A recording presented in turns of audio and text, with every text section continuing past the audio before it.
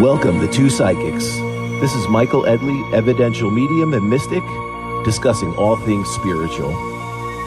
Hello, I'm Mary Amy of Two Psychics, an intuitive wisdom coach, tapping into your mystical life and sharing messages I receive about you.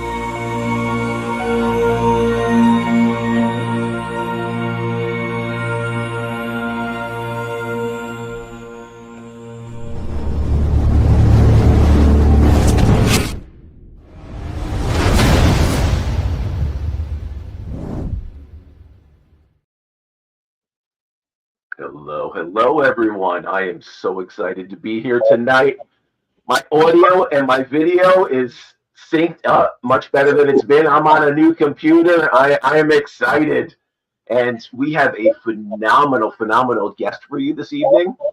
We have Reverend Medium, spiritual artist, Joseph Shiel, and he is a very good friend of mine. We're going to have some really cool insight on mediumship, and that is what we're talking about tonight. We are talking about the continuity of life beyond death, and we have probably one of the world's most renowned mediums to speak about this, and I'm very excited for that.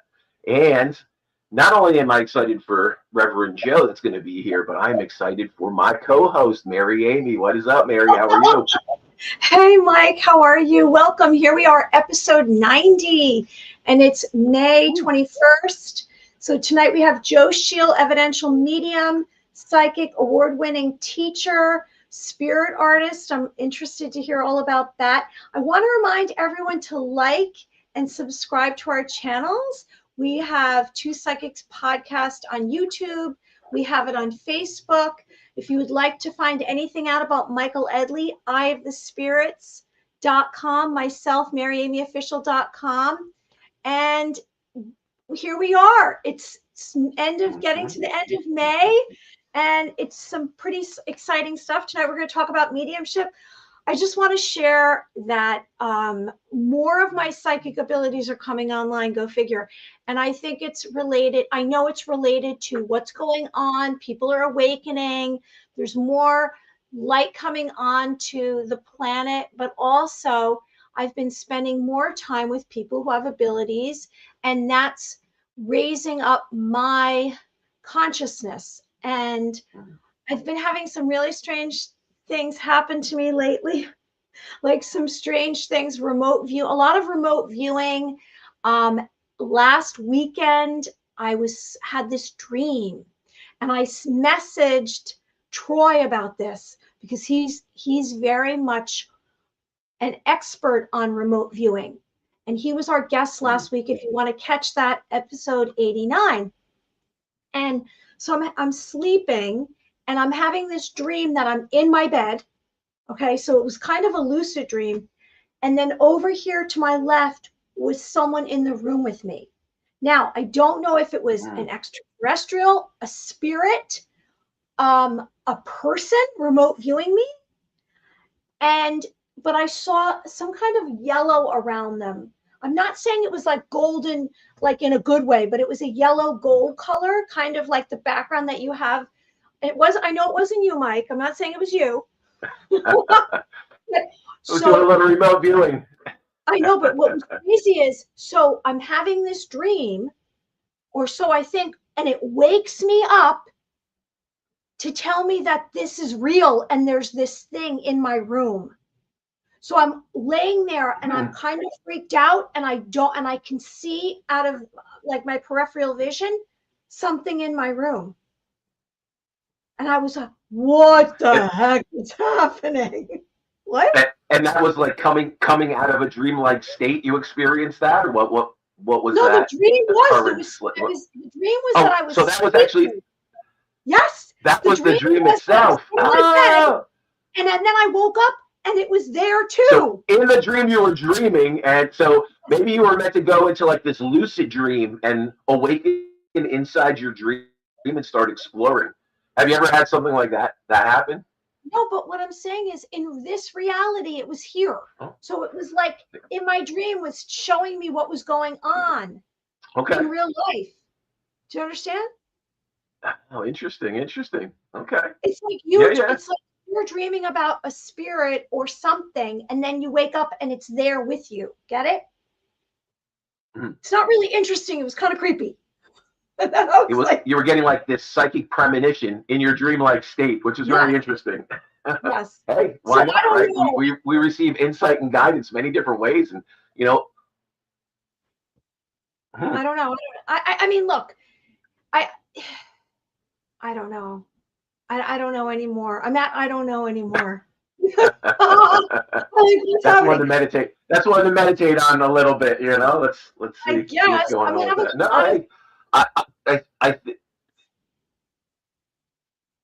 I don't know. What's weird is your sound is cutting in and out on me. I don't know if it's me. Sound is cutting in and out.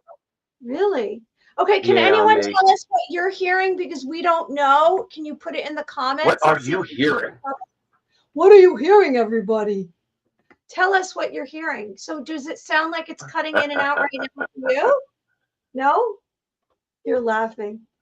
No, it's not cutting out. All right, excellent.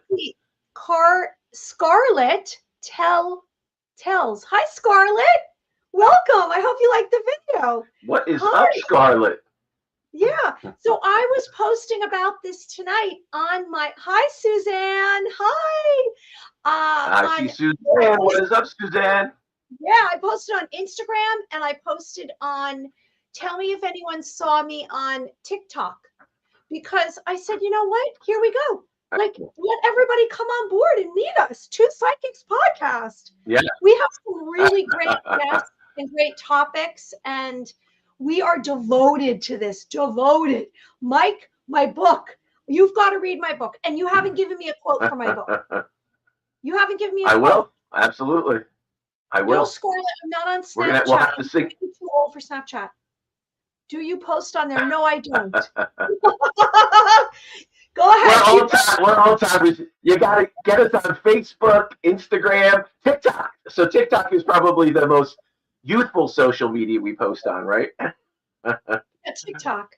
I mean, look, it's not like it's like I can't do everything. So everyone out there, are you having your own psychic abilities? Because as we have just more disclosure and this advanced technology comes out, and some of you watch videos with sacred geometry and activate your DNA, because a lot of our DNA has been hidden from us.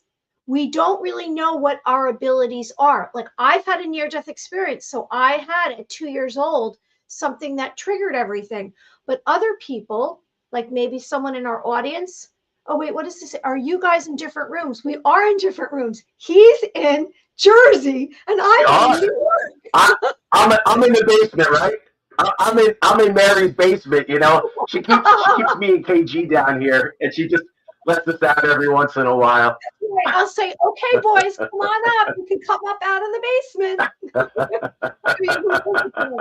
Yeah, so just disclosure. And if everyone, what? Yes. That's cool. That's cool. No, I was going to say, we are in two different rooms, technically two different states. Yeah, technically two. He's on the Jersey shore on the water, and I'm in New York on the water, which I'm very thrilled about. And I just, I'm just going to get into drawing all of these pictures of these extraterrestrial experiences that I've had, and any of these other demons and witches and spirits and all of that. And I need a quote from you for my book. So what have you been? Okay, so what might be going on though? Okay, so think about this. Think about our guest that's going to be coming on in a little while. Joseph Shield, and how in his process he actually sees spirit and draws them. So he's actually seeing the spirit that you're connecting to and drawing them. So maybe you're having some type of psychic energetic connection to the spirit that's around you, or inadvertently even connecting to spirits that are present, in the environment that you could be in. So we'll have to ask Joe a little bit about that and how it initially started coming to him. So that's interesting. But I think one of the focal points that I'd like to talk about tonight is, I truly believe we're all here for a reason, and I do believe we all come in contact with certain people, certain connections, certain people, places, and things for a reason. And that's what I'd like to say about our guest tonight. Reverend Joseph Shield, I have to credit him for aligning me and opening my eyes to this world of mediumship. It's something I experienced since I was a young child, and it's something that I had a lot of conflict in and ran from for a long period of time. And he had actually opened my eyes to the truth about it and what is really going on, and a lot of things that I couldn't talk to other people about, or I was concerned about, who was going to think I'm crazy, or what are these preconceived notions around this, or, being raised with that half my family spiritual, those Hungarian Romney gypsies and the other half devout Catholic, and the conflict with mediumship and some of those aspects coming from the religious, the religious connotations. And it's interesting. I do believe certain people come into our life for a reason, for a purpose. And sometimes we don't always see or understand the bigger picture till years later. And I can tell you, it's interesting how spirit will guide and direct us when we open our body, mind, and spirit to it. But when we do, the most magnificent things can happen. And that's what we talk about. You and I, Mary, we talk about that all the time. Trusting, letting go, understanding that the coincidences aren't coincidences. When our loved ones are trying to give us signs and show us they're okay, we have to be open and receptive to it. And that's part of the battle. And that's probably the first step of it is, letting go, trusting, and starting to understand that there's so much more that resides around us than just this physical realm. And people come into our lives for a reason, for a purpose, for a reason, for a season, for a purpose. And I have to say, Joe was one of the most integral people that opened my eyes to this and opened my eyes to this being a path that I should really scrutinize and think about following, and I was so conflicted around it. And, Joe met me early on. I met Joe early on when there was a lot going on, and I was in the heart of my business. I had a very large company, brick and mortar stores. I was contemplating opening a spiritual center. I had great loss and tragedy in my life and some really crazy things happening. I was really conflicted over my own spirituality and religion and my own experiences of being a medium since a young child and having this intuition and psychic abilities and building upon that and connecting. And I never understood that it was an ongoing learning process. And in that process, we were going to learn more about ourselves than we would ever learn in any other way. And I think that was the path that had to unfold for me first. It was like I understood this. I knew this was happening. I knew from my own experience this was real, but I was so worried about what people were going to think, the misconceptions and the misperceptions around it. Running a company, being on Chamber of Commerce Business Advisory Boards, thinking, are my customers, are my clients, are other businesses going to think I'm crazy? And I was caught up in this whole world of energy in my head that I couldn't process. And I have to say, when it's interesting, the saying, when the student's ready, the teacher will show. Well, that was that moment in time where the universe dropped Joe Shiel in front of me and everything had changed. So I'm very excited to talk to Joe tonight. I'm very excited to share Joe with our audience and what he does and the way he approaches mediumship, the way he approaches spiritual connection, and just the honor, and I would say the pride, and the way in which he does it is a way in which all mediums should strive to do it. So I'm very excited to have Reverend Joe here with us tonight. And I can't say enough positive things about him. I agree with you. It's when you have a calling, or when you start to sense something shifting, and maybe it's coming through in the spiritual message, maybe it's your intuition that's kicking in, maybe it's synchronicity, surrender to it, because that's a new path. That's a different avenue than maybe some of the experiences and the belief systems that you've been around, and you say, this is an alternative. Maybe it'll come through with a supernatural event, something paranormal. Like, we have these experiences that are paranormal, and it is scary because it's unknown and there's a little fear around it. Like, oh my gosh, where's this going to bring me? Is this going to be good or bad? But trust. If you have trust You know, I was a couple of things, two things. Someone said to me yesterday, and it was a beautiful thing. I hadn't spoken to this person in a little bit because I've shifted around my part-time job in the Matrix. And they said, you know, because of you, I'm praying now to Archangel Michael. And I was like, oh my God, really? Like I had an impact, and you don't realize you have an impact because I speak about Archangel Michael and the angels that I connected with since the age of 2. And then the other thing related to people judging what we do, I was at a luncheon today for another job in the Matrix, and these ladies said to me, we want to ask you about, and they hesitated about what, you know, this psychic thing, this intuitive thing. And you don't really want to talk about it because you don't know what people's preconceived ideas are. And I said, yeah, this is what I do. And I started psychic fairs, and then I did house clearings, and I dealt with a lot of stuff, and they all talked about the Ouija board. And I was like, no, don't do the Ouija board. Not a good idea, because you don't know what you're bringing into your life. And there is something to be said about the dark forces. And then I said, well, now I'm doing this podcast with Michael Edley, who's a medium from the Jersey Shore. And we are been hosting this since 2024. And, you know, I'm writing this book. I didn't really want to get into the book too much because then I thought that's taking them down to a little too deeply. All right. So I think Joe is here. What time is it? Should we bring him out? He's here. Well, you know what? Before, yeah, you know what? He can get into the vibe of the show a little bit. We'll give everyone a little bit of Joe's background. We'll give them a brief background of him, his contact information, but a little bit of what we can talk about tonight that I think it'll be interesting is a little bit of what you're touching on. There's a lot of preconceived notions and misperceptions around mediumship, around psychic abilities, around the light, the dark.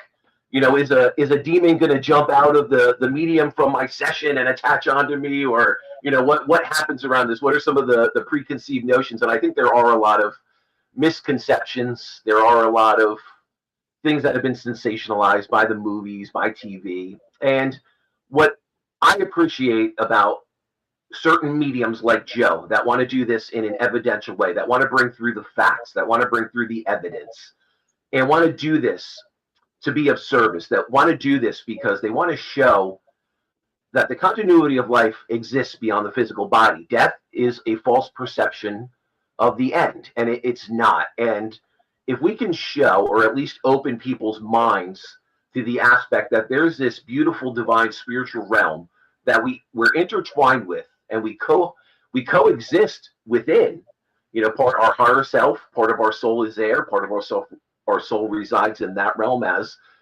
aspects of it are here in this low vibrating 3D realm. And I think that's something that we can probably shed a lot of light on, some of the misperceptions around this. I think a little bit of the history of mediumship, you know, where Joe sees mediumship going.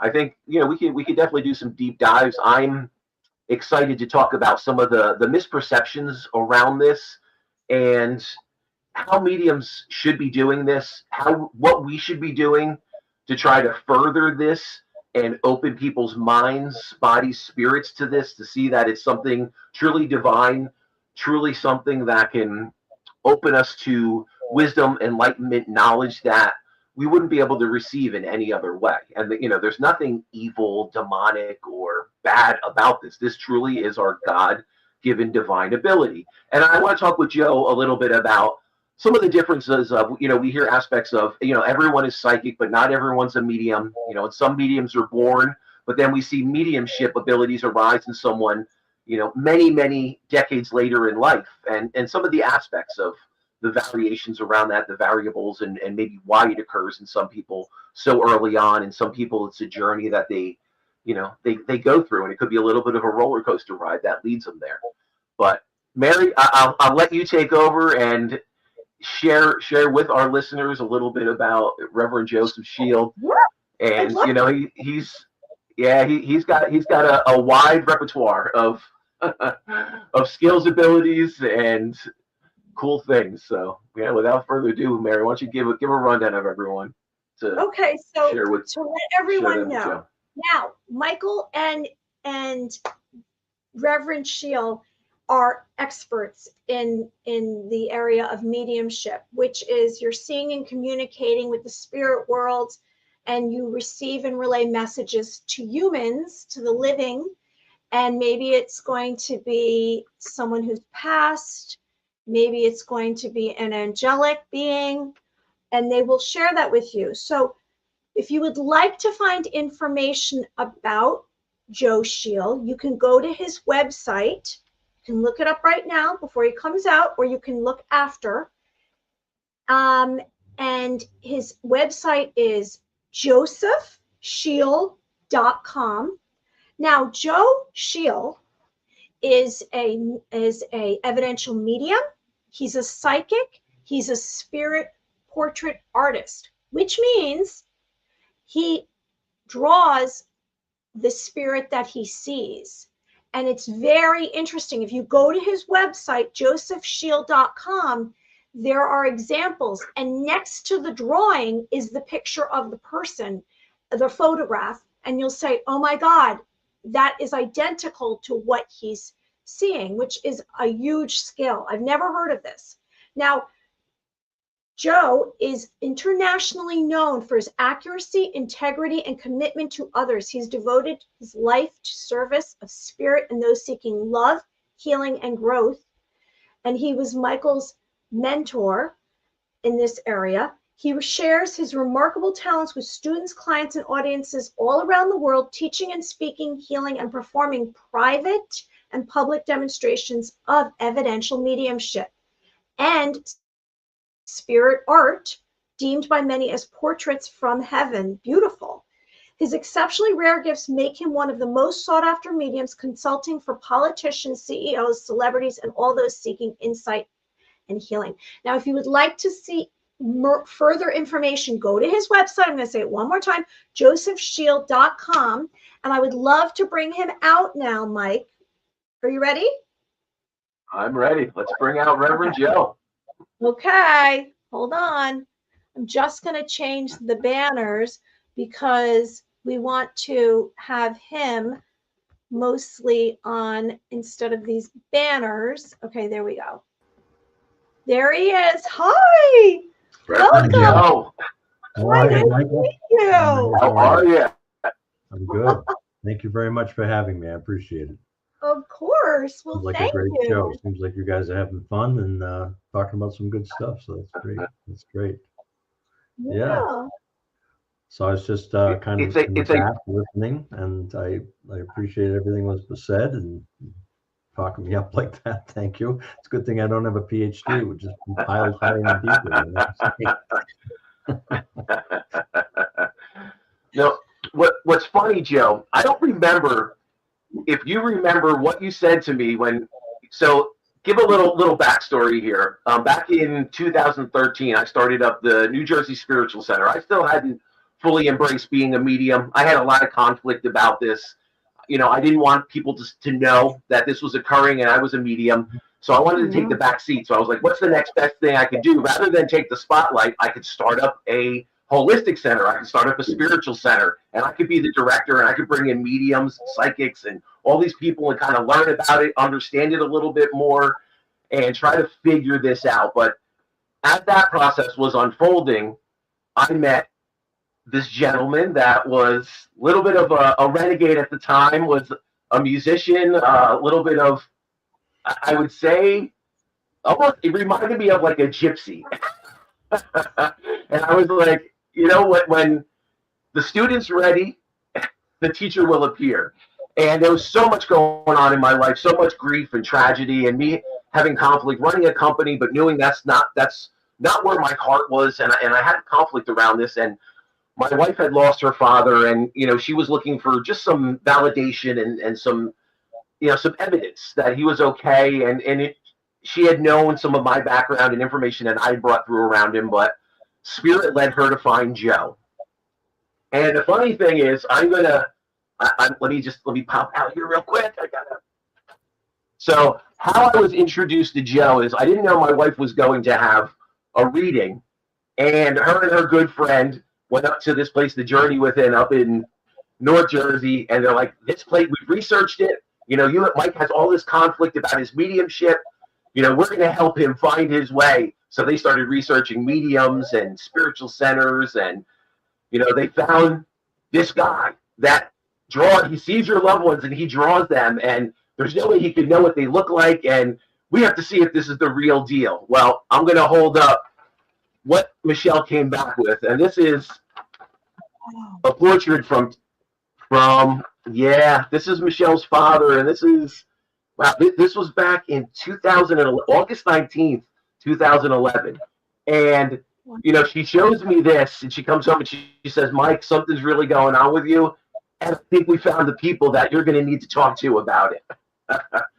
And she showed me that picture, and I remember just thinking, okay, if someone can draw your father that has never seen a picture of him and has no idea who he even is, and bring through that clarity of evidence, then yeah, I think that may be the place where I need to go. And lo and behold, one thing led to another, and here I am.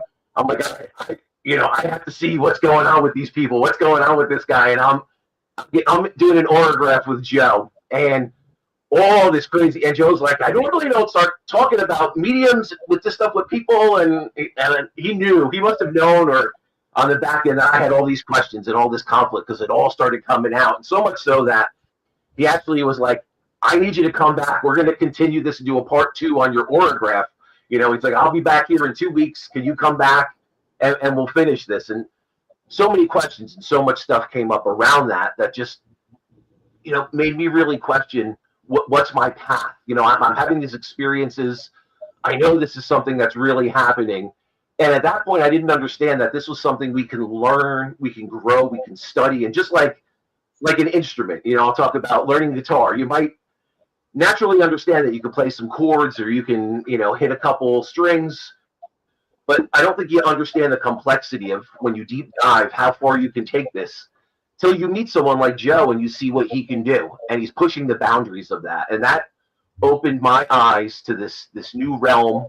And it was the first time I saw someone doing it from a really authentic, evidential way that honored this. And it wasn't like a sideshow. It wasn't like a magic trick. It was someone truly honoring this interaction with spirit and doing it in a way that I'd never seen. And literally, that was the moment when I would have to say my life changed. And I decided I'm going to open up a center now. And lo and behold, I ended up talking Joe into coming down and helping me kick it off and doing readings, and he did autographs and did some meditations and group sessions, and it was kind of this pathway opening and unfolding for me. And I would have to say it was that critical moment of meeting you that absolutely changed the trajectory of my life. And I have to thank you for that, because sometimes we could be so hard-headed and we could fight it, or we're coming from a place of ego, and we have to meet that right person that can just get through that, or break it down, or,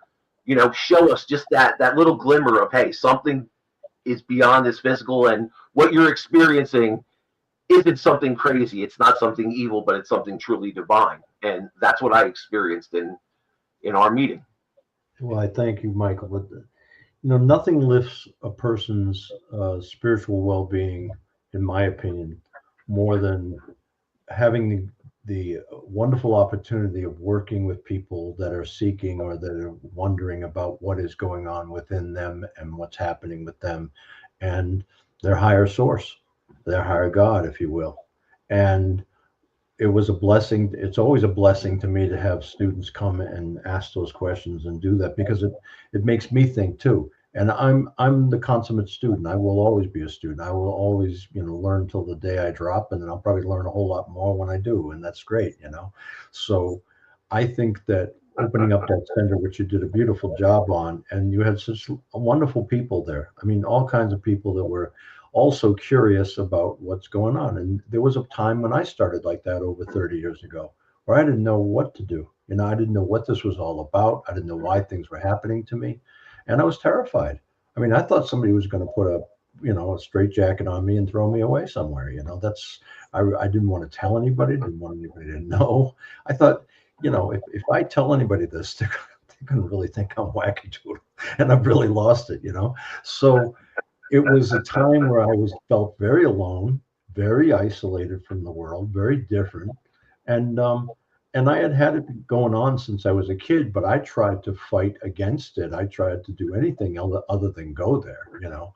I became a builder developer, and I became, you know, a huge company and all kinds of things that I did successfully. But then it took a real hit in my life. It took it took tragedies in my life to kind of cut me down to size, and maybe take away the ego and take away that, you know, I'm all that, you know, I got all this stuff, you know, or whatever, and take that away and say, you know, what's more important to you, Joe? And I then look back at all the things I owned and all the stuff I had, and here I'm ignoring a beautiful wife and 2 kids, you know, that were little at the time, and I didn't know what was going on, and my everything kind of came down, slammed down, and my wife met somebody else, and that was it. You know, I was now out of a marriage, out of the things, out of control. And I, at the time, started to kind of look into mediumship, and I was practicing, and I was working with a shaman, Carmen Bisolo, from his grandfather and father were both, I don't know if they're still around or not, but his grandfather and father were both down at Machu Picchu and as shamans. And so I knew nothing about shamanism. I didn't know if I should go anywhere near it, because I was in the Catholic seminary. So I was like, what am I going to do here? You know? So I had a lot of skepticism about all of this, and about whether it was a mental illness or maybe something happening that was physical, or maybe I, you know, needed to take some medication and calm down, or so. I didn't know. So I went to doctors, I went to psychiatrists, I went to psychologists, I went to different people, all the priests and deacons and people I knew, even a couple of rabbi buddies, and said, what is going on with me? And every single one of them encouraged me. Every single one of them said, I don't know how you do what you do. I don't know how you're drawing pictures of people. I don't know what's going on, but I think you should pursue it. And I think maybe it's your calling. I left the seminary. I was, you know, doing little circles, and I was amazed at what was happening, but I didn't feel like it was me. I felt like it was like an altered me, if you will. And certainly that's what I've learned in time. It's an altered state of mind. And so I listened to all those theories in the beginning of, that, you know, some people are only psychic, and some people never become mediums. And although that statement is true, that some people never become mediums and some people never become psychics, we all have those abilities. And it's a matter of how do you live and what are you paying attention to. So I believe at any, you know, juncture of life itself, we could have a tragedy, a loss of a very special family member, a partner, or whatever the case may be.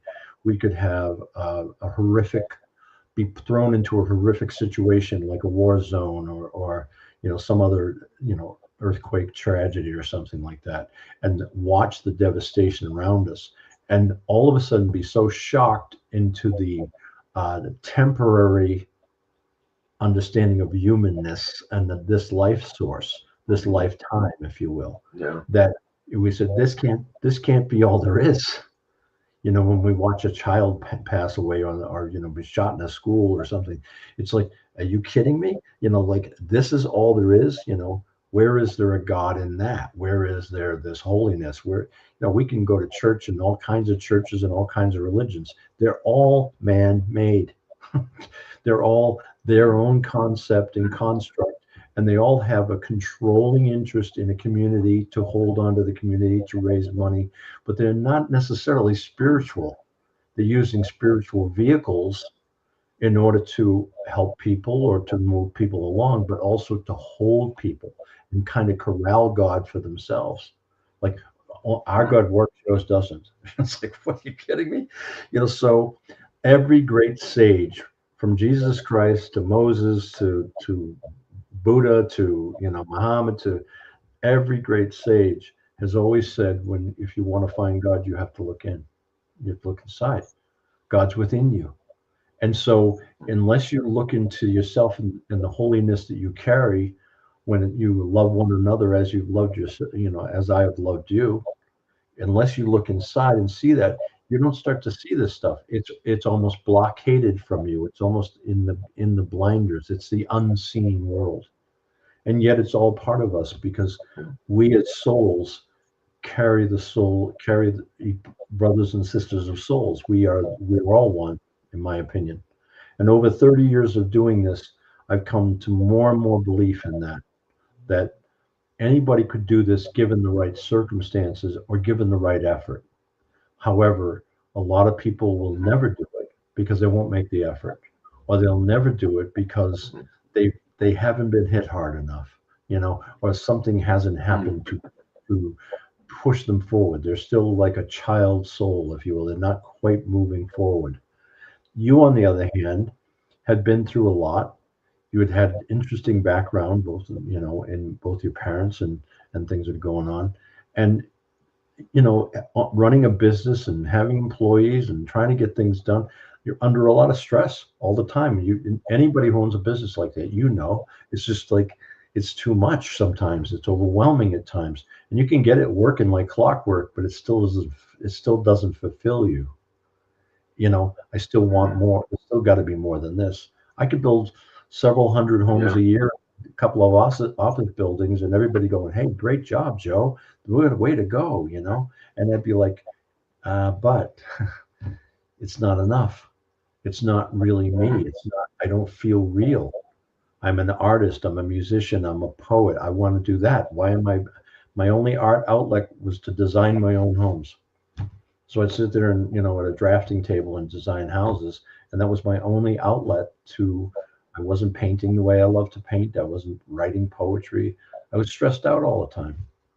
It wasn't until I actually lost everything and came crashing down that I went, what do I do now? And sure enough, that still soft voice within me, when we listen to the spirit world, if you will, we listen to that unseen place, and we listen with everything we are. And at the last resort, we hear words. We can feel it. We know it's there. And we start to listen to that. We go, maybe there's something more I can do. And starting to help others and be there for others and speak about these and talk about these and have conversations and debates about these, that's really what brought me to it. So when I met you, I saw that in your eyes. I saw that in your face. This is a very smart young man who needs to open up and just see whether this is right for him. You can always go back and run your stores, or you could always go back and do that, but do you want to? It's like, now that it's different, life is different, and life is more fulfilling. No amount of yachts or country clubs or anything ever fulfilled me. It wasn't enough. It may have been enough for a lot of people. You can go out and buy the nicest suit. It's like, so what? If that doesn't make me happy, then what am I doing? You see what I'm saying? Yeah. So people might laugh at that today, saying, boy, I wish I had a yacht. I wish I had a country club. Well, that's very nice. However, you also lose track of your own being, your own moral compass and everything else, because you're shucking and jiving, but borrowing from Peter to pay Paul, stressing out, getting angry, spitting off, whatever the case.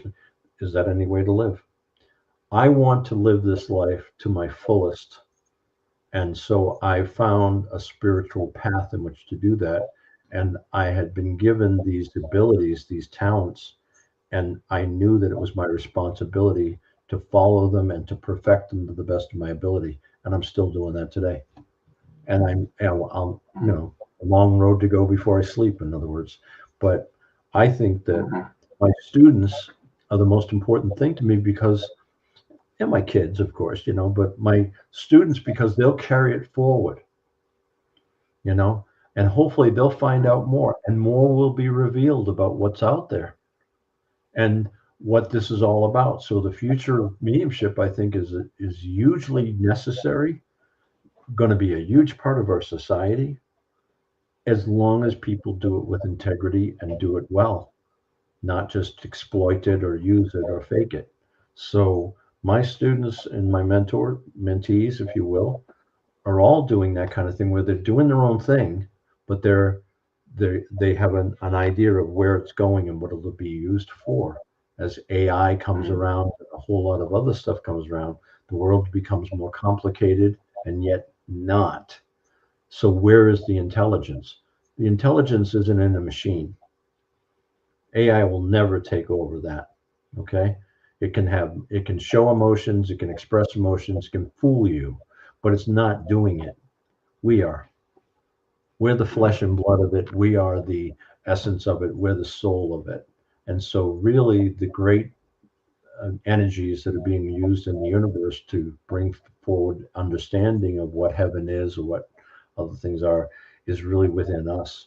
And I think mediums are going to be able to show that and be able to, I mean, who better to learn how to run the world? Like right now, it doesn't seem like human beings are doing very good at running things, you know. Doesn't matter what aisle they're on, doesn't matter who they are. It's not going. Seems to be a lot of issues. Yeah, there's a lot of issues, right? So who better to know than those who passed before us, those who've gone before us, you know, our loved ones, our elders.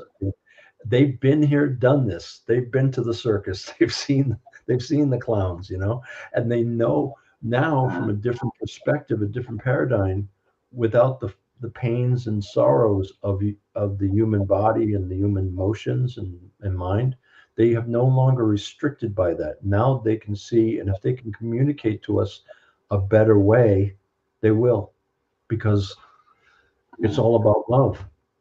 And God is all about love. It's not about hate and destruction and, you know, who's better than the other.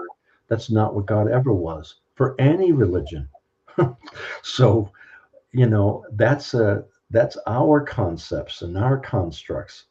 So I think that as we move forward and we learn mediumship and we learn it well and we do it with integrity, it just is going to blossom and as we go forward.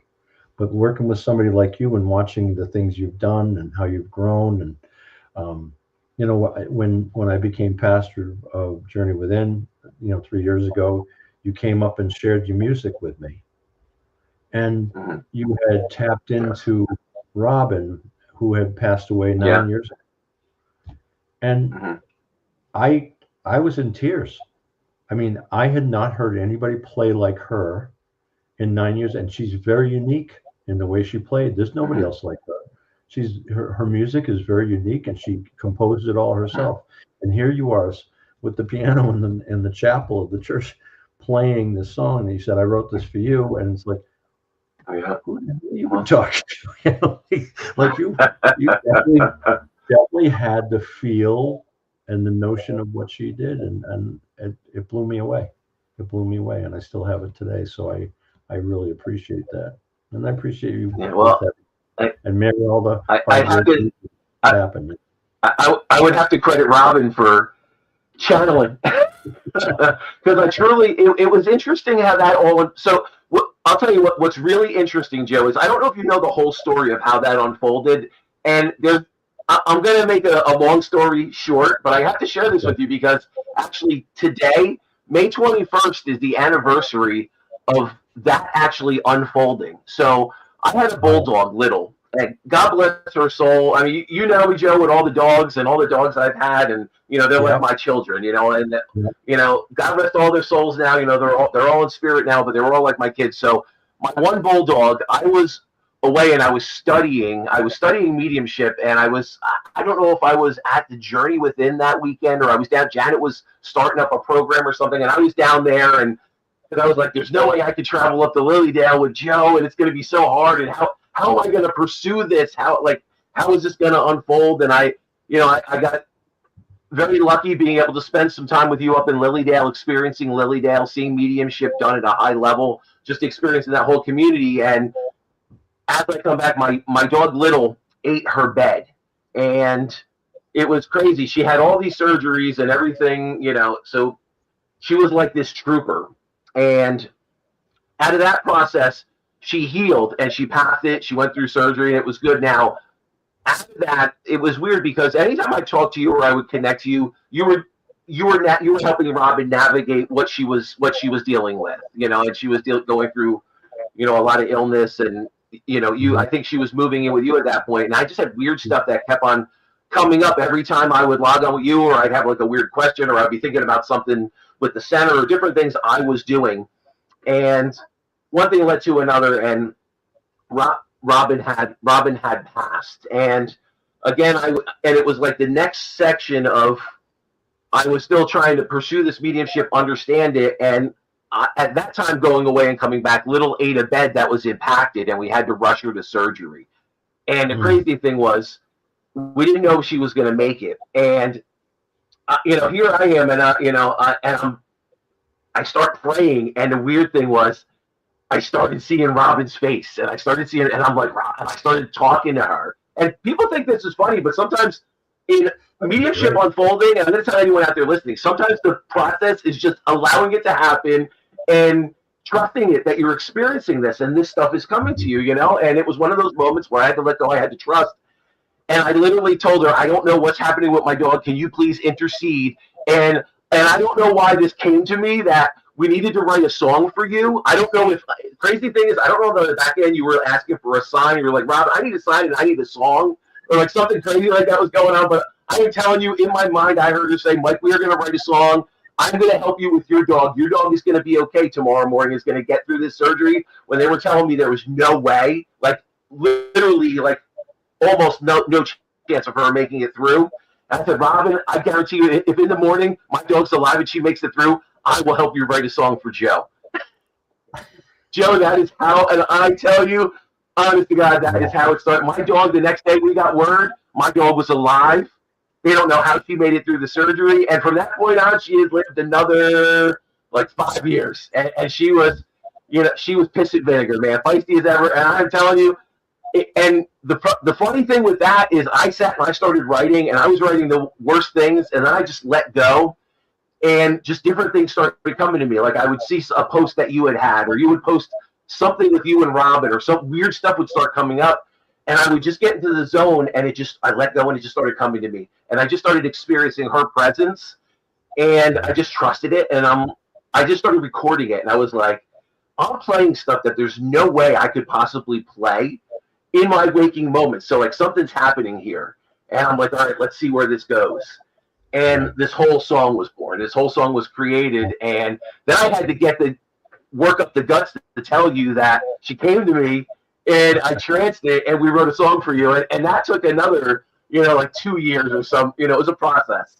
And I was like, oh no, is Joe going to think, here's the ego again, or our self-limiting beliefs. Is Joe going to think I'm crazy? Is he just going to go, oh, what is this? And so that's the backstory of that. It was really, the evidence is in the music. The evidence is in the music, because I don't think anybody can take that if they're, an accomplished musician. It doesn't, it just doesn't come with the same feel.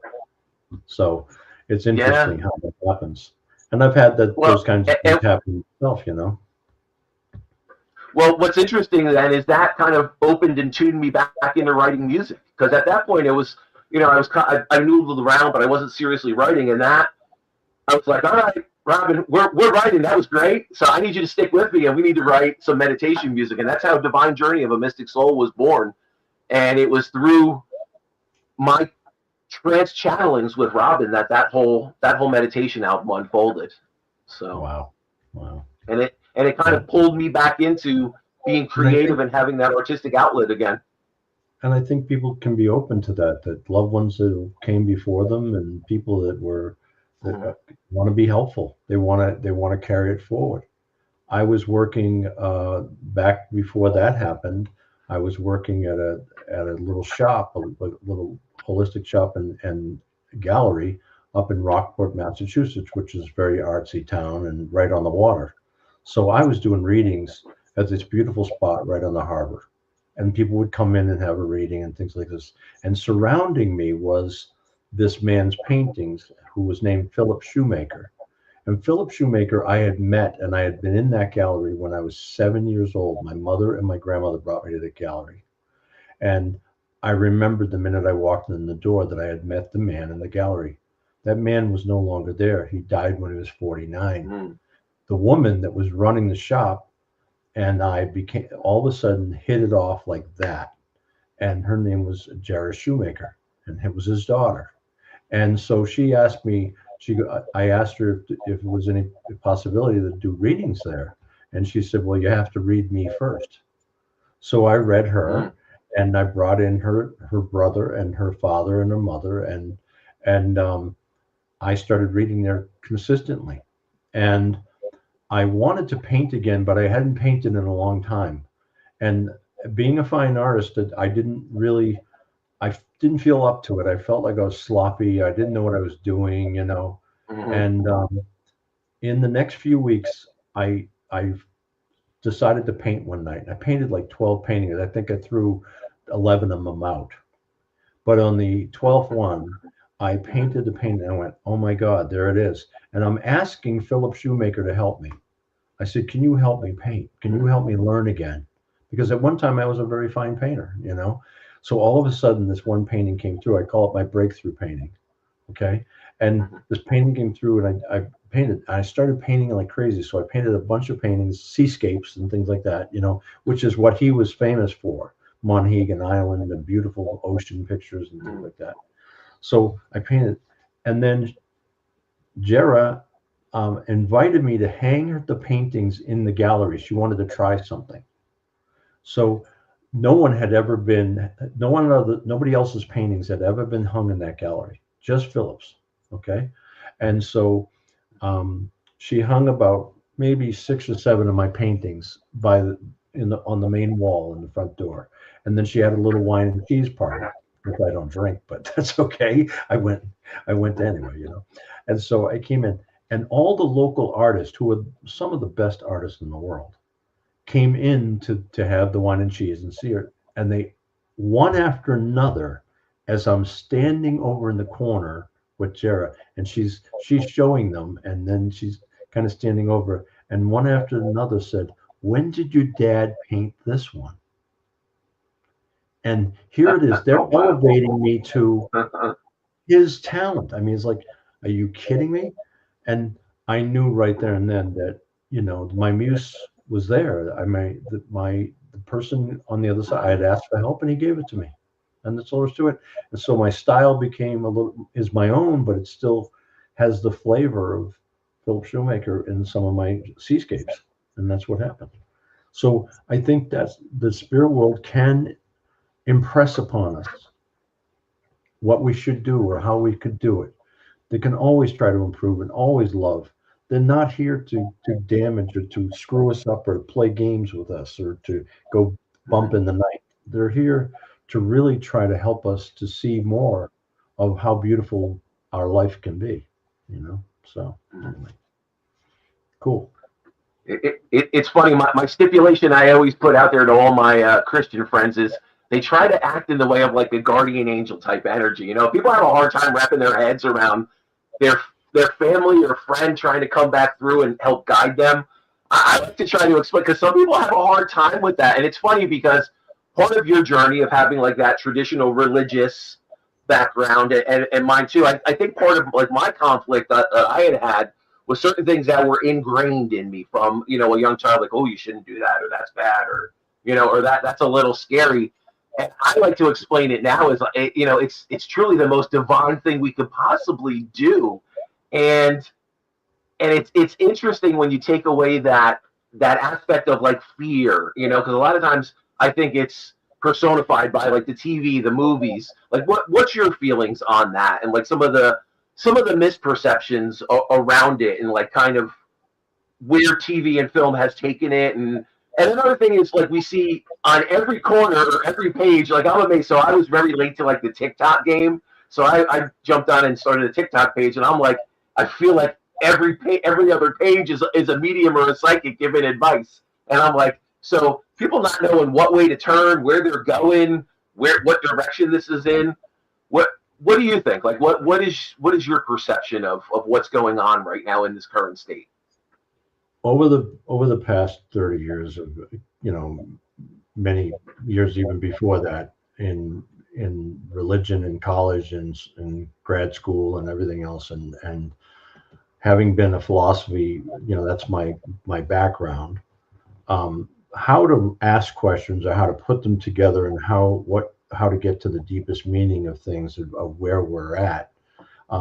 It's been really, it's a lot of fun. It can be it can be very interesting, but we also keep kind of complicate sometimes what's very simple. And that is that we're energy. That's what we are, and we are intelligence. We have a mind. And I'm not just talking about the brain, the organ. I'm talking about the mind, which includes every one of our senses and out several feet, sometimes across the world. Our senses can sense a long way. That's how we can pick up a telephone and, we think of a friend and all of a sudden the phone rings and they're in California and we're in New Jersey or whatever the case may be, We can send energy on waves of concentration almost anywhere. We have tremendous abilities beyond what we use. And we're learning that more and more. I've been involved in the science of mediumship for many, many years now.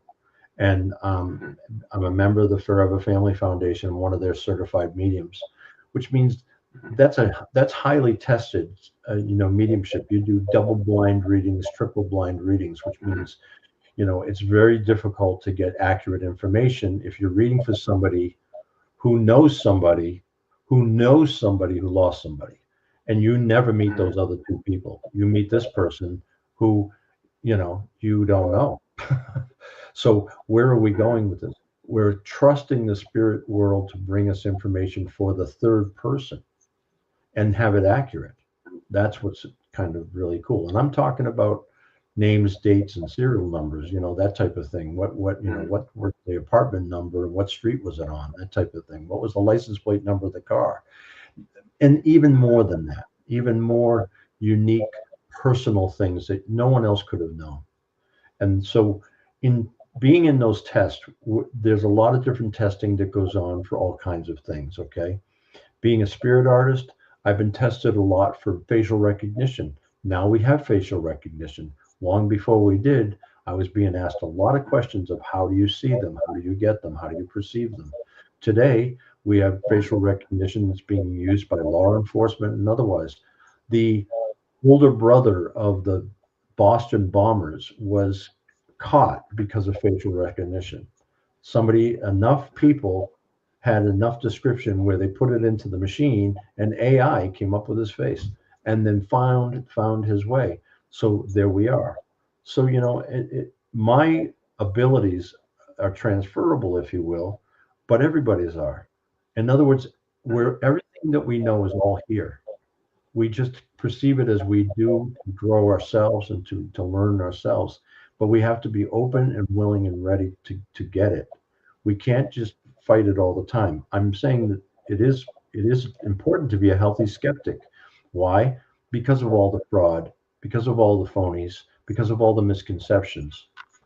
A book came out 2 years ago by Robert Ginsburg, and it's called The Medium Explosion. So what it was about was not just about, how mediumship became this fad, became this very big thing all of a sudden. You never heard much about it. When I was a kid, I didn't know what a medium was. When I was told I should go see a medium, I didn't know what a medium was. Had I read it in the Bible? Yeah. Did it mean anything to me? No. It was like, it didn't mean much. So I didn't understand the nature of it. And I had been given, some fear of it through my teachers and things like that, things were taken out of context in the Bible. Don't seek the advice of a soothsayer or a medium, that type of thing. Well, in that passage, it's taken out of context. In other words, we want you to figure it out yourself. Don't go finding their answers from others. You need to kind of do this. You need to take personal responsibility for these decisions. That doesn't mean go and get advice and do what the psychic tells you. Okay. So, but that taken out of context, all of a sudden the medium's evil, or the soothsayer is evil, and that's not the necessary truth. I mean, a lot of advice is given throughout the Bible, throughout the Quran, throughout other, documents of documentation, understanding, and pass on from everything in Buddhism to Christianity to to early Judaism. It's all over the place, and it's man or humankind trying to figure out humankind. We have a mind that wants to have reasons or evidence to say this is true. We want to know the truth. And so therefore, we try to make sense of it. So we put 2 and 2 together, or 4 and 3 together, and we try to figure out which is 4, which is 7, and we're trying to figure it all out. And we have constructs. That's how angels, teachers, and guides came into place. People experience angels all the time, mostly in the Western Hemisphere. Most of the world doesn't believe in angels. Most of the angels that are believed in are Europe, Western Europe, and the United States. That's it. Okay. Most of the other countries do not consider them or call them that. They have other ideas of what they might be. Okay. Spirit teachers. We've experienced someone coming to teach us, and we say, "Oh, that's my teacher." And many people will put them in robes or in halos or like an angel or whatever. And it all comes from things that have been known or seen in the past. If you look at old Baroque paintings from the 1800s or the 17, 1600s, 1500s, 1400s, most of the paintings that were done by artists like me did not have electricity. They didn't have nice fancy lights and cameras and everything set up in a studio to do a nice portrait. They had a couple of candles in the corner. And so what happens is your eyes move and you start to see halo type energy, or the glow behind the person. So all of a sudden people have halos. This is the constructs that were made. Things that look like wings, things that look like this. People make up what they need to in order to have an understanding. Are they wrong to do that? No, they're not wrong. I'm not saying they're bad for doing that. What it does is it shows you the beauty of the mind and of the imaginary mind, which is the medium's mind. The medium's mind is the creative mind. It's the same mind as the jazz musician, same mind as the poet, same mind as the novelist. It's the same mind as the dancer or the choreographer. It is the creative mind. And so when we're doing mediumship, a lot of times we're just getting snippets. We get a word, we get a feeling, we get a smell, we get a taste, we get a notion, and we are putting 2 and 2 together, and we come up with this idea. And that's how my pictures come together. I don't always see the person to draw them. I have a sense of what they look like because I know they're big, or I know they're a man, and I know they're scarred somehow on the left-hand side of their face, or I know that they would have worn a suit, or I know that they would have worn a t-shirt or a leather jacket. I have the feeling of who they are. And sometimes it's like drawing a self-portrait, and I get them wrong sometimes. When you're trying to draw somebody's mom and they come looking like a fat, bald-headed guy, that doesn't go over real well. It's like me, well, so it's a caricature, spiritual caricature. Yeah, right. So really, it's a wonderful thing when people are pursuing this, but a lot of times the mistakes come with this. They come with ego. They come when somebody is doing this for the sake of the money, or they're doing this for the sake of fame or fortune. They're missing the point. And a lot of times they miss the mark. There's lots of ways for a psychic to fake mediumship and take advantage of and exploit somebody's grief when there's so much in pain. But I've had students. I had a student who was a very famous psychic come to one of my classes up in Massachusetts and spend some time with me. And I said, she came up to me after the 3-day seminar, if you will, and she said, "I have something to admit to you, Joe." And I said, "What's that?" She goes, "I'm not a medium. I'm a psychic." She goes, "I don't think I can do this, and I don't think I want to do this. I think it's too scary for me. I really don't know if I want to speak to people that passed on. I still have my upbringing of don't disturb the dead and all that stuff." She goes, "So is it okay if I'm just a psychic?" I said, "Why not? It's certainly okay. You do you. That doesn't mean you failed. It doesn't mean you're not something. It doesn't mean you're not important to people." In her psychic work, she helps tons of people, and it's important to them. and she could change people's lives that way. And that's a beautiful thing. At least she's being honest about who she is and where she's at and what she wants to do. A lot of people don't want to become mediums.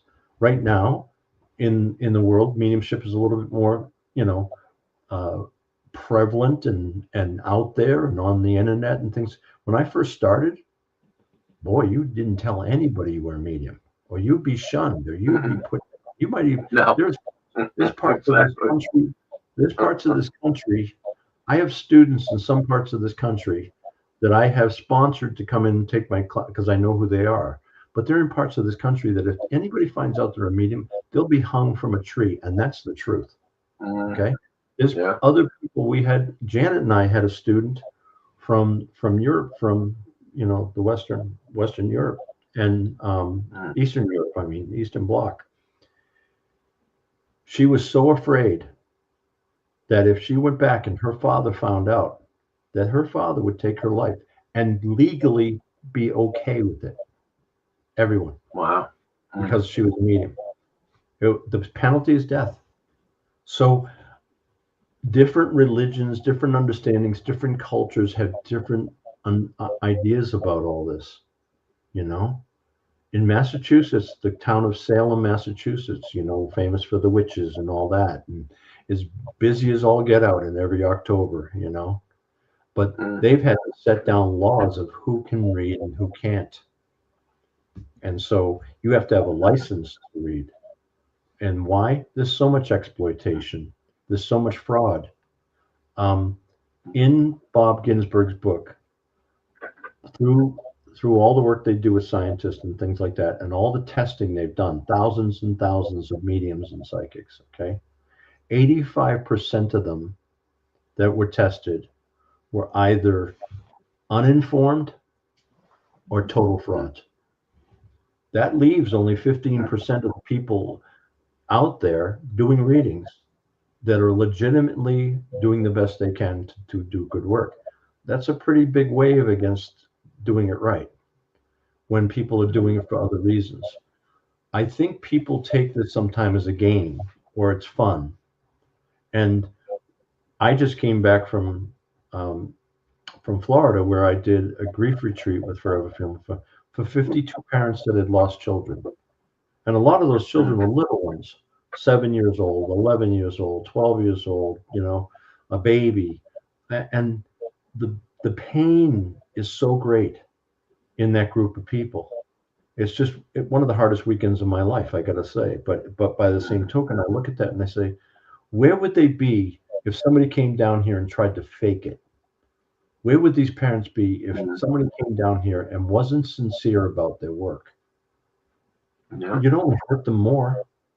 They're already hurting as much as anybody could ever be hurt, and now someone wants to come down and play games. So my effort in mediumship is to teach people to have integrity, move forward, ask a lot of questions, be skeptical, get the right answers, move till you understand what you're doing. I like how both of you talked about trust, and I applaud you for that. Like, you need to trust the spirit world, and you need to know that throughout your whole being. I think I've come a ways in my life over all these years of this, from being that builder developer and not such a nice guy, okay, to where I am today, with making lots of mistakes along the way, with not every reading going great, but continuing to make the effort, continuing wanting to be good at what I do. And what has happened is I've not only come to believe in this work and in the continuity of life, people on the other side, I've come to trust the spirit world will help me anytime, and I trust them implicitly. But I've gone beyond even that to a knowing. Belief is one thing, to know it's another. It's like you can sit on the beach and watch somebody swimming, and you could sit there and admire how good they are at it, and look at how they're going back and forth, and look at how they're swimming there. Wow, that's swimming. And so I can say I know swimming, but do I? Sitting on the beach, I really don't. I can tell you and describe what they're doing, but I have no idea what it feels like to be in the water and be over my head and having to swim, having to tread that water and keep up, or die or perish. So when we're doing this work, it's what I always ask people is like, you gotta be in it completely. You gotta be honest with yourself. You gotta be honest with the people around you, and then you're immersed into the work, and all of a sudden you're doing well. And it's not about fame or fortune. It's not about TV shows. It's not about all this other stuff, And a podcast like you guys have can spread that word really well, so that people learn and people know better. They have a little bit more information to go on, a little bit more to put together. So I really appreciate you having me here, and I just hope this is helpful somehow. Well, one of my students sent me a picture of me in priest robes and everything else. I never became a priest, okay, but put me in priest robes. I think it was the great pontificate. Well, so now, Joe, let's take a step back. I'm curious. I'm going to ask you a question about that, because we've talked about a lot of this stuff over the years, but I'm curious. At that point in time, did you find yourself in a place where you really didn't have anybody to turn to or talk about these experiences you're having, and you were like, all right, church, spirituality, let me go that route and see if I can understand, or if someone can explain this to me? Or was it like you didn't really have anywhere else to go and try to understand and learn it? Or like, how did that path open, and what? I didn't know the terminology. I didn't know where to go. I didn't know what a medium was. I really didn't. It had been happening to me since I was a little kid, and I just thought I was, I'm weird and I got to stay away from anybody and I can't tell anybody.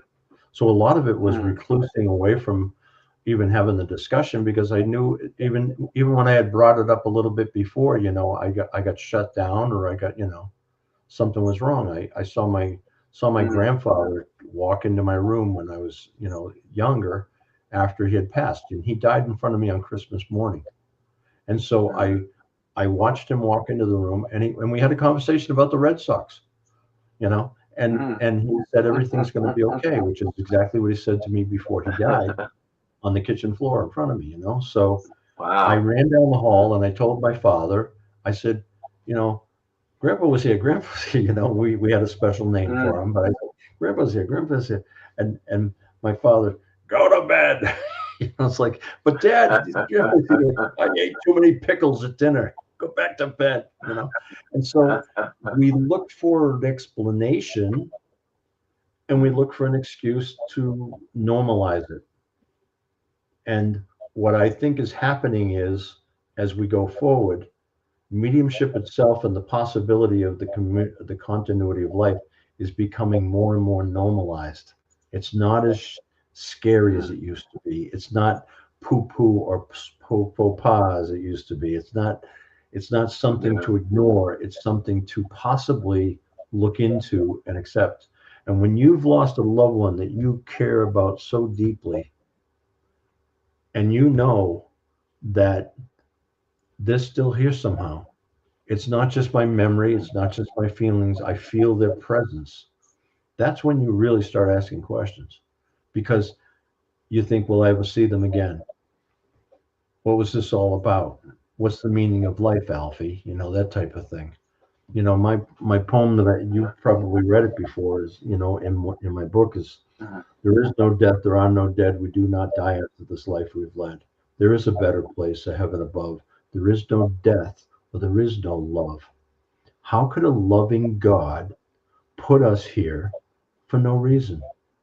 For 60 years, 70 years, for 5 years, whatever the lifespan is, put us here and then rip us out. Hey, thanks. What was that about? No reason. Just that. No growth, no continuity, no advancement of the soul, no evolution of who we are as human beings and the souls. It doesn't make any sense. So even the agnostic or the atheist, when I ask them questions, they can't answer that. There has to be a reason. And I do believe that we're being loved, and we're being loved completely. We make choices sometimes that hurt us, but sometimes those hurts or those pains that we go through are actually molding us and shaping us and stopping us from doing more, and having us go forward. And I'm talking about over the years working with the worst of the worst. I mean, I volunteered at Attica Prison for 5 years. I've met some of the worst, okay? And I have to look at those men as a soul, as sick as it may be, you know, and as justifiably they're locked up for life. That's the consequences of their actions. But I have to see, where is the soul in the midst of that pain, in the midst of years of incarceration and things like that. We need to see the beauty even in the pain. We need to see God's grace even in the pain. This is for all of us to get better, and not just for me or an individual. We do this together, and mediumship we do together too, you know. So I don't know. Joe, I want to ask you a couple of questions. I want to get in here now with you guys. Okay. You've been listening. I know. Thank you. But you know what, though? Everything you said, I'm very appreciative of how you explain things. There's so much grace and so much wisdom, and it's not just the words, it's how the energy that comes with it when you speak. And I can see how you can talk to, whether it's one person or many, and you are changing people with your words. I have two questions. One is that there's a painting behind you with gold. I would like to know what that is. And the second is, how long does it take for you to do one of these spirit portraits? The spirit portrait, usually the session's about an hour, but sometimes I draw many pictures. I've been known to draw as many as 27 family members on the other side in one session. Wow. And all their names and all that stuff. I draw very fast. So when I'm doing a demonstration in a theater or, you know, a church or something like that, I draw very fast. I can do it within 5 minutes. Wow. So it's very, very fast. Some of them are, you know, some of my multiple drawings are very characteristic. They, like, the nose is big, so it's really big, you know, the lips are big, so they're really big, you know, and it's not the way I want to draw. Because if you look at my website, if people went to it and they go more about Joe, you'll see some of my poetry. My music's not on there, but perhaps and maybe in the future. But you'll see my fine art, and you'll see multiple drawings. You'll see spirit portraits, and you'll see autographs. So the picture you asked about with the gold, that's an autograph. Okay. And then the one next to it is called The Wolf and the Swan, which is a personal statement. It's one of the most popular paintings I have, but it's a personal thing about, it's kind of like me taming the wolf within me so that I can hold the swan, you see? And so with gentleness, if you will, okay? And so those are the paintings. I don't know if I can. What is an autograph? An autograph is a soul journeys of a person's life. So I'm in the midst of teaching that right now, a series on that right now, where you use symbolism, color, movement, the line, the texture, animals, things like that, to make you kind of go around a person's life. So if I sit with the person like yourself, and I walk you through your house when you're a little kid, remote viewing. Wow. And I introduce you to your family, that type of thing. I tell you where all the tchotchke is, okay? So you know that I know you, and I know you from the beginning. And then I start to walk through some of the choices of life. And then we kind of look at what the choices are now, having had some of the difficulties or some of the bad relationships, or having some of the bad jobs, or whatever the case may be. The challenges of life have been there. So those are depicted in different ways. And perhaps there's a dark night of the soul, or perhaps there's time when I just didn't want to be here anymore, that type of thing. And so I see that, and then we have options. So I'm not predicting or like crystal ball reading where you're going to go, because everybody has choice. And you know, you can be a great psychic and you can predict what's going to happen based on the energy, based on the patterns of behavior. But the minute they get out the door, they can make a different choice, and they can do something totally different. So what the autograph's about is, what are those choices and what are the consequences of those choices, so that you have more clarity in your choice. So the autograph becomes kind of an affirmation. People hang them on their walls. I've had people who goes, I have it right in front of me on the wall in the bathroom. When I'm sitting down in the morning, I look at it. It's like, great. I'm making bathroom. You know? But you know, we live. It's where we live. It's what we do. And wherever two or more of us are, there I am, or there the great one, the nature, the overwhelming spirit is.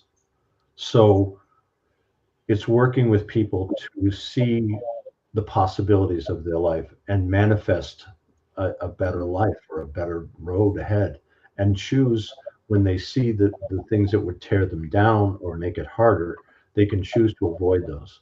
So that's what they're about. Wow. I've done hundreds of them. I don't do as many anymore because they take me so long. But they used to be not 2 sessions for Michael, right? Nowadays, yeah. What's funny is you have to minimize my picture, Mary. I'm gonna have to go grab my autograph off the wall and just bring it so our listeners can see it. I'm gonna go grab it real quick. It's funny. The first part of that session, I remember Joe turning to me, and I think Janet at that point, because Joe was working out of the Journey Within, and he had a small room to the side, and I remember her knocking and being like, Joe, it's like 11:48 or something. And we're like, what? And him and I got so into like talking and just, you know, it's like we hit it off, and the rapport was, you know, we just it clicked, and here I am with someone that can help me understand what's going on, and here we go, you know, an hour autograph, and it's not even done, and it's like going on midnight. And he's like, all right, we're gonna have to reschedule this, and it was a funny process. So I know we have question number 2. Oh, okay. You gotta wait. All right, hang on 1 second. Okay. All right.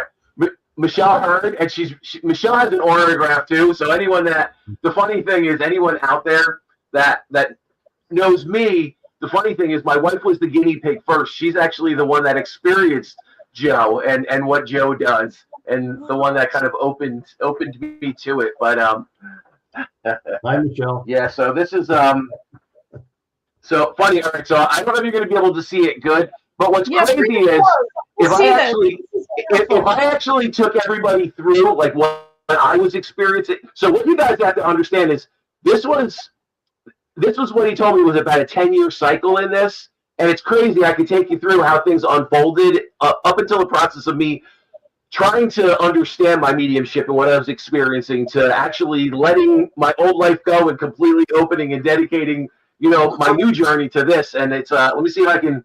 Let me see if we can get a good, clear. It's going to be hard to see. Let's see. Yeah.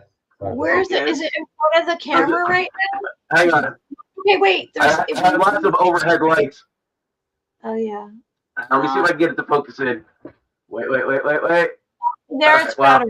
Yeah, now it's better. It's all. I have like a blurring background on right now, so it's blurring everything other than me. Let me see if it'll. There you go. I make it look like my face. There you go, right there. You can see some of it, but I see it. Yeah. All right, let me put it. I don't know how good that well you can see it, but I'll just say it's awesome. I'll post some pictures of it so everyone can check it out. And I'll actually, you know what's going to be cool? I'm actually going to post some pictures of it, and I'm going to talk a little bit about it and some of the things that Joe had told me about my journey. And it was weird things that I was like, all right, I just don't know how this is going to unfold or what's going to happen around this. And, you know, obviously I was talking to a medium at that time, and I had to trust, and that was part of the process. But amazing how certain things in there and different relationships and things that I had to navigate were kind of unfolding in that picture. And when I sit back and look at it now in hindsight, I'm like, wow, that was pretty wild. And almost down to the year that I decided to sell my business, my company, and like literally do just completely shift to a 180 and totally shift the direction of my life. So, but you saw it. It's in there. It's in the autograph. Okay.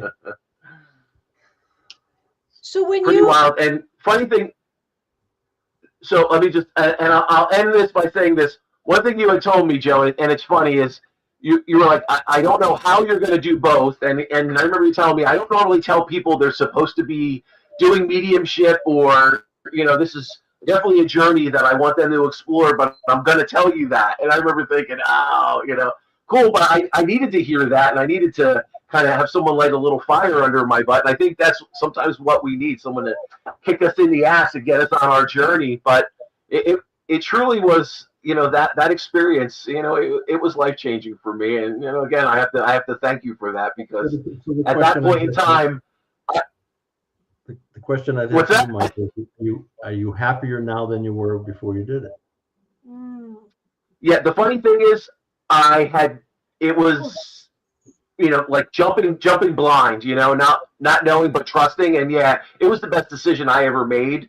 And I would say the way my life has shifted and changed, I could never look back and go to the life that I had. It's just, it's a different path, and yeah, and I could never look back. Yeah, absolutely. Absolutely. I can say that for myself, I don't know if it's you become ready first or you become ready after accepting the challenge of being in this area. And I wanted to ask you, since you are doing these kinds of orographs for yourself, and you're always evolving, it's so obvious, can you also see your path and and you just say, okay, I can see that path ahead of me. No, I'm going to take this one. Can you see all your paths and you decide? No, I think one of the misconceptions about mediumship is the way human beings, and we have we might have some very uniquely focused talents that we take time to work on and to understand. And I like to have everything come second nature, so I work very hard at being good at what I do. However, I'm a human being just like anybody else. I've lost a lot of people over the 30 years of doing this. I lost my dad. I lost my best friend. I lost my stepmother. I've lost lots of people, and the grieving is no different for me as it is for anybody else, even though I do believe that I have an understanding that we have a continuity of life. There's still the physical missing of somebody. There's still the mental anguish of not being able to have a clear conversation over a cup of coffee. There's still the pain. But there's beauty in that pain, because I think it's all very temporary, and we will see each other again. So I am growing. When I see my path, it's usually, I believe in what we think becomes things. In other words, manifesting is that simple. You are what you think.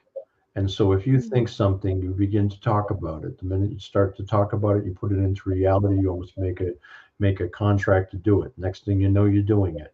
Next thing you know, you're achieving it. And next thing you know, you're there. And that can be good or bad. And that has nothing to do with evil. It has to do with your own negativity.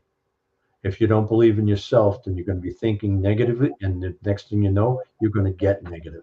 So it's not so much about positive thinking. It's about accepting life's challenges and going forward. I could think of things I'd really want in my life, and I do believe that there's a higher source or higher beings, that's the souls that we love that have gone before us, that may not want us to have that, because it wouldn't be good for us. It would hurt us. And sometimes they'll give us exactly what we want, even though they know it's going to hurt us, because it's the only way we're going to learn. And so we do things sometimes. All of us have made decisions, lied to ourselves, lied to others, that we, that in my old Catholic life, I'd be running on Saturday night to go to confession and say a few Hail Marys and get rid of it. But you know what? I did things when I was a little kid, and after that, no confession was going to take it away, even though I was given absolution. My own guilt, my own fear, my own misunderstanding. So it's about becoming more intelligent about what you're doing. It's about working very hard at getting all the information so as to make clear choices. It's called discernment. Discernment is making an informed soul choice for one's future, one's well-being, one's being. So I constantly am in a state of discernment. Where do I go now to help my soul be more pure, to be more comfortable in my own skin, to be okay? And I start every day with not what should I do, Joe? You know, I don't start my day with, you know, punch list of what to-do list and things like that. Yeah, I have to-do lists like anybody else. You know, I got to clean the garage. I got to do this. But I start every day with, okay, God, what would you have me do today? Because I'm in service of that. I'm in service of the spirit world. I'm in service of God. And my life is committed to that. And I screw it up all the time. But I think getting back on track, as fast as I can get back on track and serve God again, the better. So I constantly have to catch myself when I want to go do something that's good for Joe, but it may not be good for everybody around me. And that's not the right thing for me to do.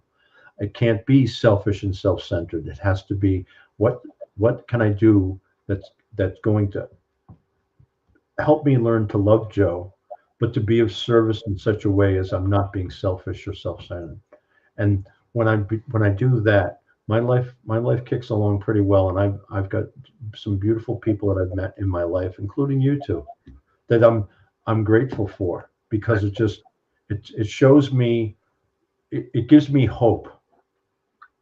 It gives me hope in the midst of a world that's sometimes killing each other. You know, and I think if mediumship comes and science proves it along the way, whatever the case may be, that we're going to see a lot of shifts in the way people handle the world as a whole. This is a small place, a tiny little planet, a speck of dust in the universe, and we are responsible for it. And I think the more I think a lot of what's happening right now is to kind of expose what can really ruin things and what can really help things. And we pick and choose what we need, and leave the rest and get going. And I think in time, that's the way it'll be. So mediumship is really a part of the future in a big way. And I think the younger people doing it, I'm not going to be around. I'm an old guy, I'm going to be kicking it any day now. So, I'll come back. You still have much youthful exuberance. Much youthful exuberance. I still see you picking up that guitar and knocking out some songs and stuff, So I'm waiting for that. I'm still writing songs. I'm still doing things. Somebody sent me a picture tonight, which was so funny because I hadn't seen it in probably 50 years or 50 or 60 years, but they sent me a picture of me on stage dressed as a king in a play. It's just so funny. Nice.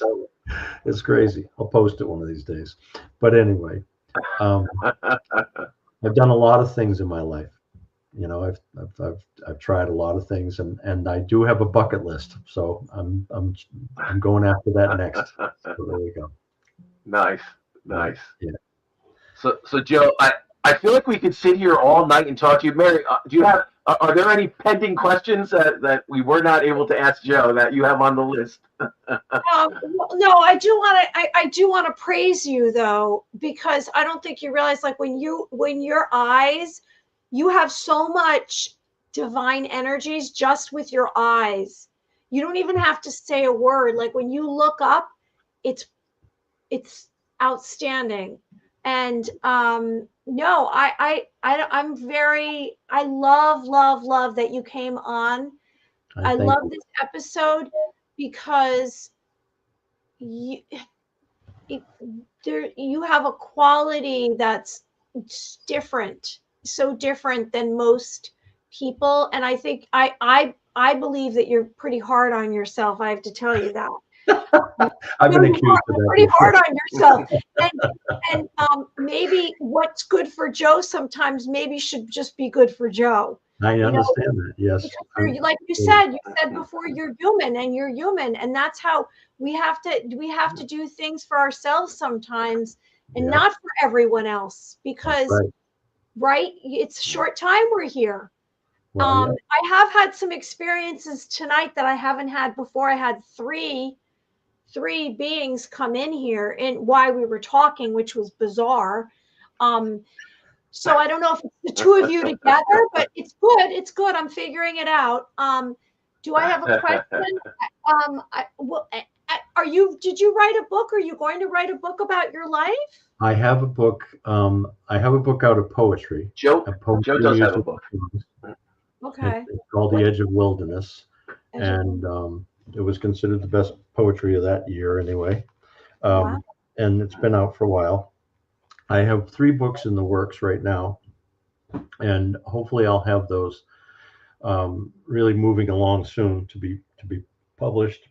And there was a book being written about me and about my life, and about 10 years ago, kind of pulled the plug on it, and but it's still there. And so I had more life to live. So I wanna.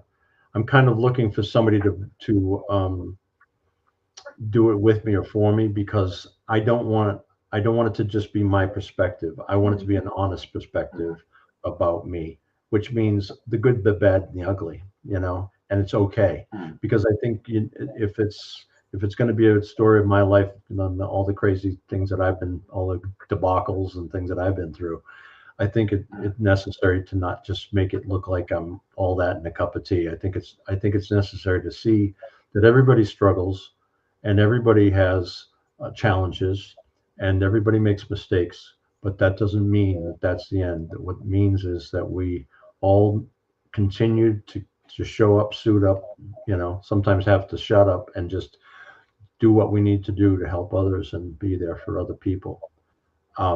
I do take care of myself, Mary, because without me, I've got nothing to give. So I can burn myself out pretty quickly. I've done it before. I'm good at it. You're right. I can get that Louisville Slugger up behind my head so fast it'll make your head spin.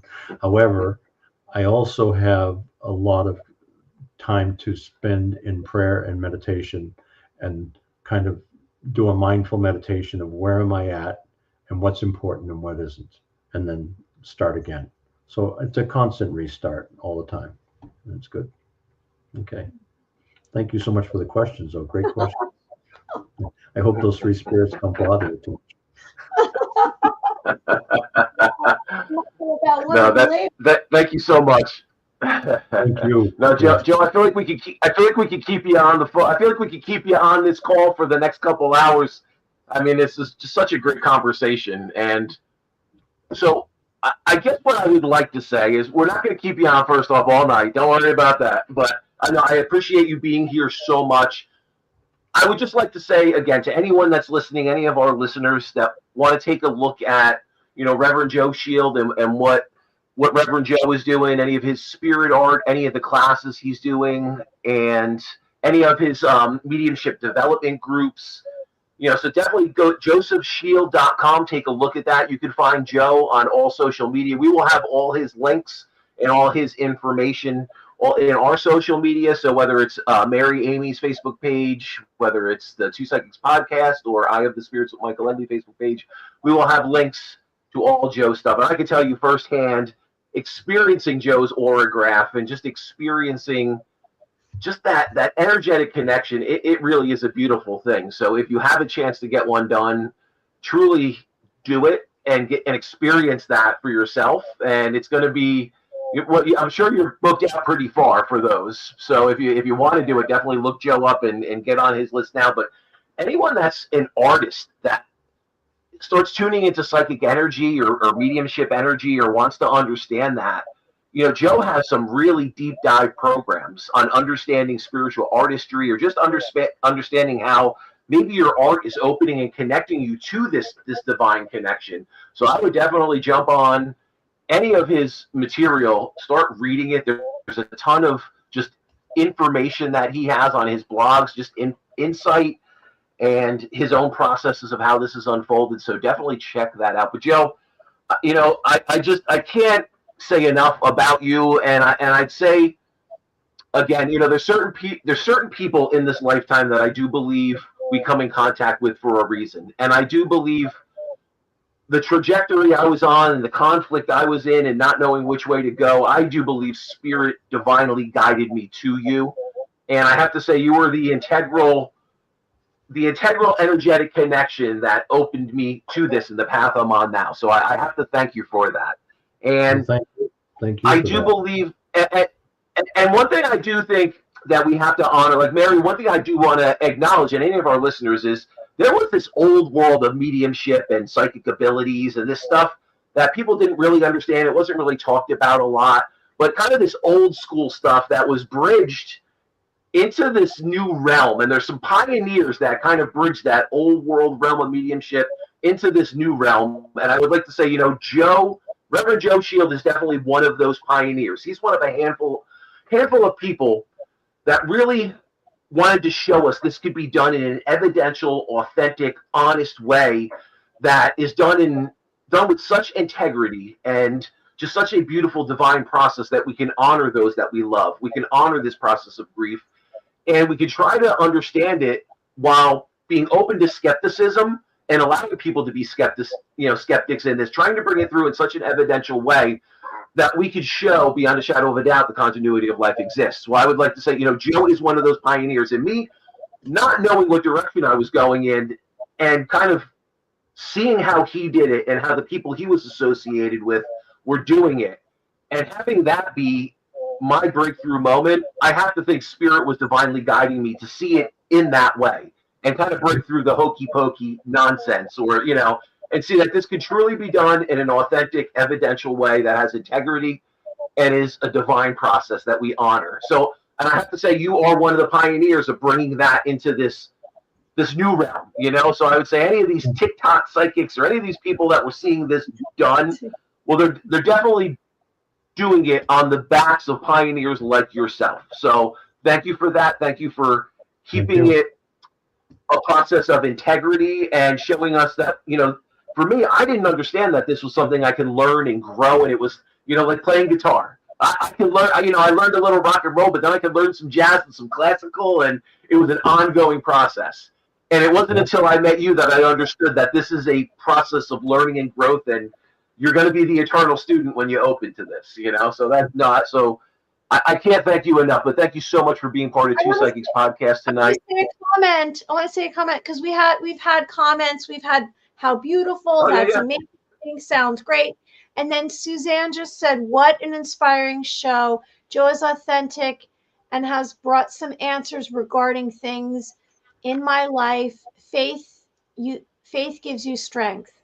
And then a prayer sign. So people get it right away. They get you right away, obviously. And I'm so grateful. Like, this is going to have, like, it resonates with me this evening tonight. And I know it's going to have an effect on me because I'll be reflecting on this episode with you because you're just, and you have to take this compliment. You're just a very special human being.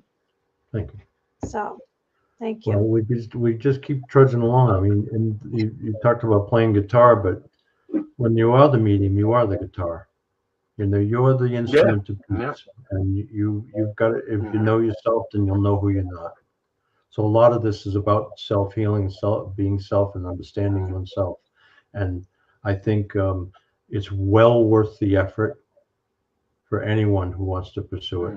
It's well worth the effort, no matter how far you go with it, to come to know yourself and reveal the goodness within you. And so I really appreciate both of you and for all you're doing to bring forth these ideas and these understandings and these topics, because they do need to be out there, and it just helps every soul you touch is it makes the world a better place. So I thank you very much for having me and hosting me tonight. Thank you so much for coming. Thank you so much. I really appreciate it.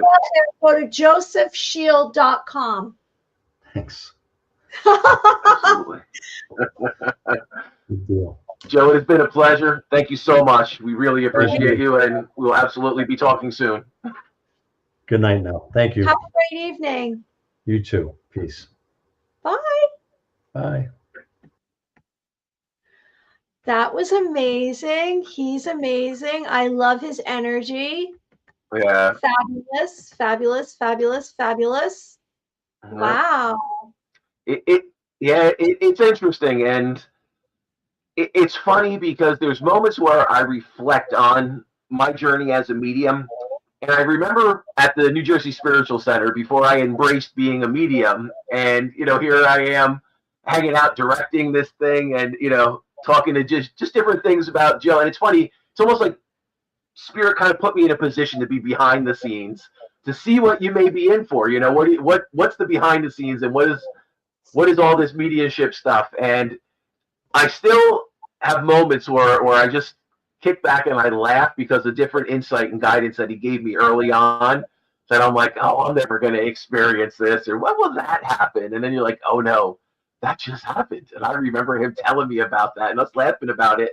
And it's just funny, but when you have someone doing it on a level of integrity that Joe is doing it, and the people he's working with, and people that the founders of mediumship, we have a lot of people from, Joe had mentioned Arthur Findlay College, and just some of the pioneers of this. Well, those old school pioneers that were trying to do this and instill these values and doing it in this authentic, evidential way. Well, Joe is that soul that is taking from that old world learning and understanding, and he's bringing that into this new world of mediumship. And from this, I'm hoping people like us can even take the next step with that as we further that, and we keep this growing and this awakening happening, and people understanding that this is truly a divine gift that we all have. There's nothing crazy, there's nothing weird about this. When we can channel and tune in to this beautiful divine energy, the knowledge, wisdom, and guidance that will come to you will shift your life in so many beautiful, unexpected ways that we can't even begin to tell you, how empowering this can be. So, take the dive. But anyone that's an artist and maybe they're seeing different faces or portraits, or they may be connecting to otherworldly things that they're trying to sort out and figure out, take a look at Joe's stuff and him talking about spiritual artistry, or channeling and understanding that energy, and maybe how to process it, different techniques around that. But yeah, I love tonight's discussion, and yes, when we can show mediumship in this positive light, I think it benefits everyone, and it especially benefits anyone that's on the fence about this, or apprehensive about it, or has some misconceptions that are keeping them hesitant or fearful. I hope we dispelled a lot of that tonight. I love this tonight. I want to, his energy, it's a reminder, and the way he explains things is a reminder to taking a step. So whatever direction that is you would like to take, maybe it's to be more spiritual, maybe it's to be tuning more into yourself, maybe it's through art, being creative, maybe it is becoming a psychic or a medium or a healer or someone who's service to others. Whatever that is for you, your mission and purpose is different than everyone else's, and you're going to receive your abilities in a different way than everyone else, and I find it fascinating when I hear from other mediums and psychics and how they receive the information. I find that, and the fact that he can draw 27 paintings or drawings in 5 minutes, he'll do one. Spirits within the drawing. Yeah. Yes, that's amazing. I want to remind everyone before we go tonight, episode 90, and I put this here because there we are, 2 psychics. We have upcoming guests. We have Kelly Wagner, which is next Thursday at 7:30. She joins us at 8. Our guests join us at 8. And she is from Edge Magazine, psychic medium. We will do readings that night. We like to do readings when we bring Kelly on. We have Jennifer Rose, who's a psychic medium. She's coming June 11th. And we have Debbie Dackinger, and she's an ET contactee, shamanism, July 9th. And that's what I have going on right now. I'm so happy to see you again, Michael, tonight. And is there anything else you'd like to say before we go for tonight's episode 90? We are getting that 100 episode countdown coming up close. But I'll just I'll give a shout out to 2 events. So one event here at the Jersey Shore at Urban Coal House in Brick, New Jersey. That is Wednesday, the 27th. We have some tickets left for that coming up next week. So join us for Psychic Night. You can jump onto my Eye of the Spirits with Michael Edley page, and I'll have all the information, ticket links. And then on June 10th at the Pelham Lounge, is it the Pelham? No, it's Pelham Rails. Pelham Rails. Well, it's going to be a lounge. It's going to be a beautiful lounge at the Pelham Rails in Pelham, New York, where we are doing. Yeah. Yeah, it's gonna be good. It's gonna be good. So we'll throw those out there. And if you want to like and follow Two Psychics Podcast, let us know you're out there. Like and share our episodes like this that are streaming on all platforms.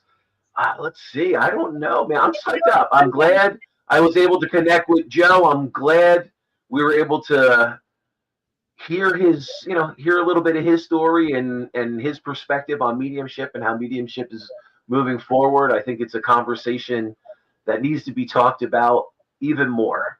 So phenomenal. Thank you so much, Reverend Joe Shiel, for being a part of Two Psychics Podcast tonight. Anyone out there that wants to hear more, get a reading from Joe, check out any of the stuff he is doing, josephshiel.com. And if you want to check out Mary Amy. You want a reading from Michael? Mary Amy Official? Yeah. MaryAmyOfficial.com if you want to give. I give reading. We both give readings. I give on the phone or video chat or in person. You can find me on my MaryAmyOfficial.com. I hope you like and subscribe to our channels on YouTube, Two Psychics Podcast, and on Facebook. And we will be back again next week, everyone. Write comments, like this video, and come out and let us know that you're around. And come on, join us next week for a reading, and I'll send you a link. Okay? It's come hang with us at Pelham Rails, and you'll get a crystal from Mary Amy. First 50 people get it. First 50 people get a free crystal. Suzanne said, congratulations. Can't wait for more. So maybe we'll have Suzanne come to the Pelham Rails in Pelham, New Jersey. Suzanne, come say hello. All right, everyone. We'll be well, and we'll see you again next week. Bye. Take care. I just got to take bye-bye. And write down your dreams and keep track of them in a dream journal. Bye-bye. There you go.